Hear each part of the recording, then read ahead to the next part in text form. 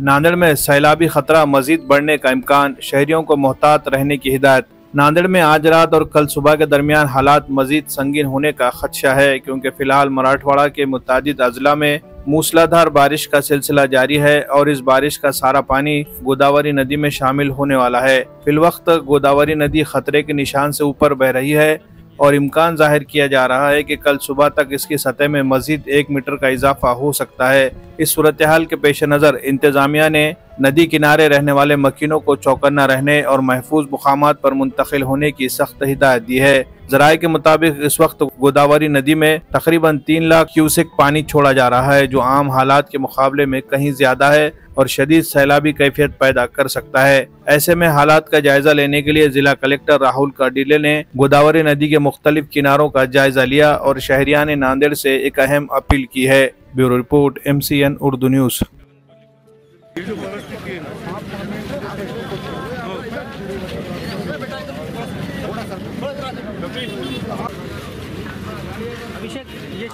नहीं आम्ही पूरा सर्वे किया 100 करोड़ का जानी नुकसान कुछ नहीं हुआ। तो जहाँ बिजली गिरी ना वहाँ पे जानी नुकसान नहीं हुआ, पण घर का नुकसान हुआ।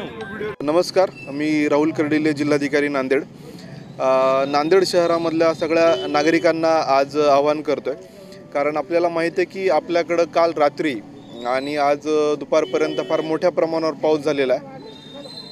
आता जरी आपला पाऊस थांबला असला तरी नाशिक जिल्हा, नगर जिल्हा, छत्रपती संभाजीनगर, जालना या सगळ्या वरच्या पट्ट्यामध्ये पाऊस होतोय आणि हा सगळा जो विसर्ग आहे तो आपल्याला गोदावरीमध्ये येणार आहे। आणि आता जे इरिगेशन विभागाचे जे आकडे आहेत त्यामध्ये हा विसर्ग 3-3.25 लाखापर्यंत जाऊ शकतो। एवढा विसर्ग आतापर्यंत आपण कधीच केलेला नाही आहे। त्यामुळं आपली आत्ताची जी पाण्याची लेवल आहे ती 353.5 आहे, म्हणजे डेंजर लेवलला आपण जवळजवळ पोहोचलो आहे। आणि 2006 साली 357 लेवल आपली झाली होती। इरिगेशन विभागाच्या रिपोर्टप्रमाणे उद्या सकाळी 8 वाजता 355, म्हणजे डेंजर लेवलपेक्षाही 1 मीटर जास्त आपली हाईट होणार आहे। माझ्या सर्व नागरिकांना, नांदेडकरांना आव्हान आहे की जे नेहमीच्या आपल्या नदी पात्राशेजारचे जे रहिवासी आहेत त्यांनी महापालिकेच्या निवारा केंद्रात किंवा अन्य सुरक्षित ठिकाणी शिफ्ट व्हावं। आपल्याला आज रात्रीमध्ये आपल्यासाठी फार क्रिटिकल वेळ आहे, कारण रात्रीमध्ये जर पाणी आलं तर आपल्याला वेळ मिळणार नाही।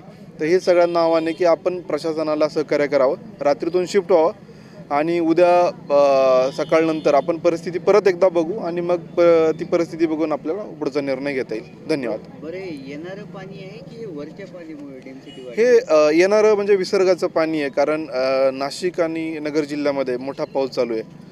आता हे कंट्रोल्ड कॅचमेंट आणि अनकंट्रोल्ड जो कॅचमेंट आहे सगळंच पाणी आपल्याला येणार आहे ना। आपलं विष्णुपुरी धरण आता फुल झालेलं आहे, त्यामध्ये आपण जे काय पॉकेट तयार केलं होतं ते सगळं भरलेलं आहे। आता आपल्याला साठवायला जागा नाही, आपल्याला पाणी सोडणंच भाग आहे। आणि जेव्हा आपला इनफ्लो हा इतक्या मोठ्या प्रमाणावर होणार आहे तर आपलं डिस्चार्ज पण तेवढाच मोठा राहणार आहे।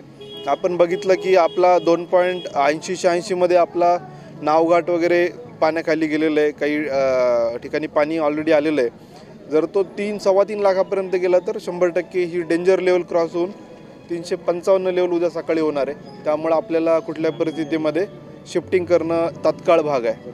धन्यवाद। सांगवीला एक्झॅक्टली आकडा याला भालकीला 24 लोकांना आम्ही शिफ्ट केलेलं आहे, सांगवीला 40च्या लोक आसपास शिफ्ट केलेलं आहे आणि देलूप जे अर्धापूरमधलं गाव आहे तिथे एक प्रेग्नंट महिला होती, त्यांना पण पेन व्हायला लागले होते। त्यांना पण स्वतः SDM साहेबांनी जाऊन, CS साहेबांनी जाऊन स्वतः त्यांना आता ॲडमिट पण दवाखान्यात केलेलं आहे। त्याचसोबत आपल्या जिल्ह्यामध्ये लोहा तालुक्यामध्ये आम्ही एक रेस्क्यू केलेला आहे। त्यानंतर 40-50 लोकांना सुरक्षित ठिकाणी आपण तिथं शिफ्ट केलेलं आहे। तर अशा प्रकारे जीवितहानी आपल्याकडं झालेली नाही आहे। 2 आपल्याकडे एक वीज पडून आणि एक पुराच्या पाण्यात वाहून मृत्यू झाला आहे, परंतु आत्तापर्यंत जे काय धोकेदायक लोकेशन्स आहे त्या ठिकाणी आम्ही शिफ्टिंग केलं आहे आणि 52 लोकांना आपण रेस्क्यू आतापर्यंत केलेलं आहे।